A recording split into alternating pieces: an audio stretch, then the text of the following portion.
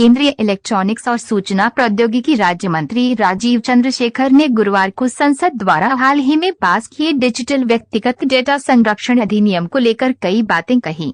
चंद्रशेखर ने कहा कि नए अधिनियम के साथ डिजिटल कंपनियों की कानूनी जिम्मेदारी होगी कि वे नागरिकों के डेटा को सहेज कर रखें।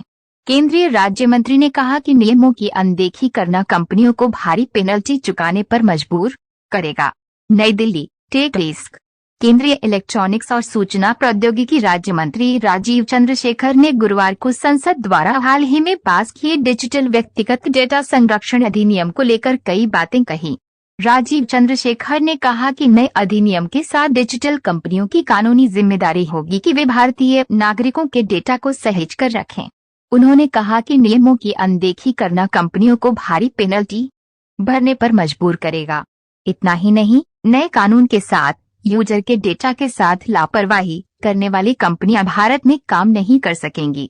देशी हो या विदेशी, हर कंपनी की होगी जिम्मेदारी। केंद्रीय राज्य मंत्री ने पीटीआई से बात करते हुए कहा कि नए कानून के साथ हर कंपनी, चाहे वह भारतीय हो या विदेशी, की कानूनी जिम्मेदारी बनती है कि वे यूजर के डेटा का गलत इस्तेमाल न करें। नियमों की अनदेखी की जाती है तो जुर्माना लगाया जाएगा।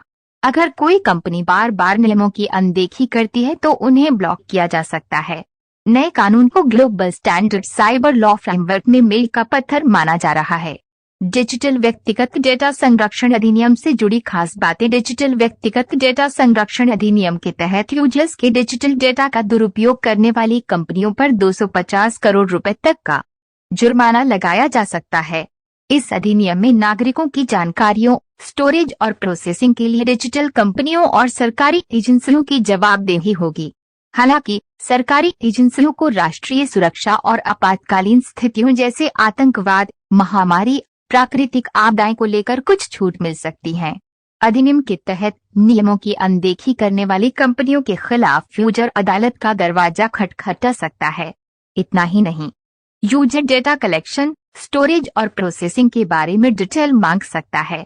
अगर कोई कंपनी यूजर का डेटा कलेक्ट करती है तो उसे यूजर से अनुमति लेना अनिवार्य होगा।